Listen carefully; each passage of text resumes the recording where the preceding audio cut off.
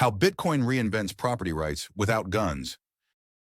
Imagine a world where property rights don't depend on governments, courts, or men with guns enforcing laws. Imagine a world where the very concept of ownership is protected by mathematics itself. This is the hidden story of how Bitcoin reinvents property rights without violence, without permission, and without borders. For most of human history, ownership has always been fragile. If you owned land, it was only yours because a king or a state or an army said so.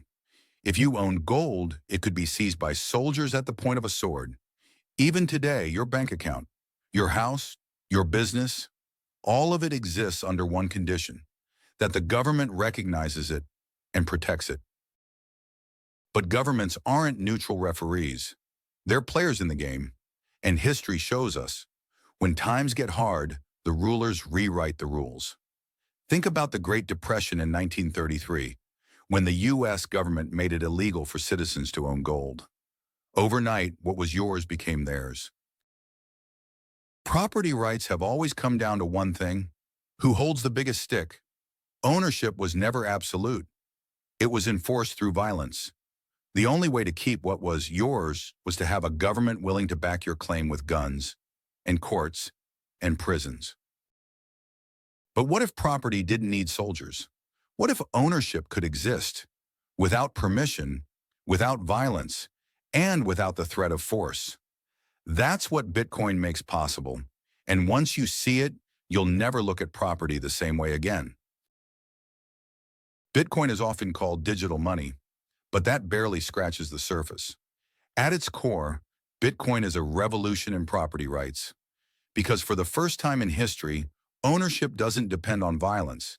It depends only on cryptography, and math doesn't carry a gun. Here's the hidden truth. Bitcoin turns property into pure information, and information can't be seized in the same way land or gold can. Your Bitcoin doesn't exist in a vault. It exists as an entry on a public ledger, secured by millions of computers around the world. To take it from you, an attacker would need to overpower not just you, but the combined computational power of the entire global Bitcoin network. Think about how radical that is. For thousands of years, if someone bigger, stronger, or more powerful than you wanted your property, they could take it. But Bitcoin flips the script. Now even the weakest individual can hold unbreakable property as long as they control their private keys. Let's pause here and really consider what that means. A single mother in Argentina, a dissident in Russia, a protester in Nigeria, all of them can hold wealth that no government, no police force, no dictator can seize. Their property rights no longer depend on the mercy of those in power. And here's the twist most people never see. Bitcoin isn't just money. It's the blueprint for a new system of property rights altogether. Because once you can store and defend value as information, you can extend the same principle to almost everything. Ask yourself, what is property really? At its core, it's just a socially recognized claim, a piece of paper saying this house is yours or this stock belongs to you. But all of those claims depend on enforcement, lawyers, judges, armed police. Bitcoin eliminates the middleman. It says if you can cryptographically prove your ownership, you don't need an army behind you. Your rights are enforced by math, not men with guns. This is why governments fear Bitcoin, though they rarely admit it, because Bitcoin undermines their monopoly on violence. It creates a parallel system of property rights that doesn't answer to them. And once you see that, you start to realize how disruptive Bitcoin really is. Let me tell you a story. In 2017, the government of India suddenly banned large banknotes overnight. People's savings evaporated in an instant. But those who had Bitcoin, their wealth was untouched, borderless, portable. They could send it across the world with nothing but a 12-word seed phrase in their head. Do you see the shift? In the old world, property is something the state can grant and the state can take away. In the new world of Bitcoin, property is something you hold yourself, something no one can confiscate, not without your consent. This is why some call Bitcoin the peaceful revolution, because it reinvents property rights without overthrowing governments, without armies or wars.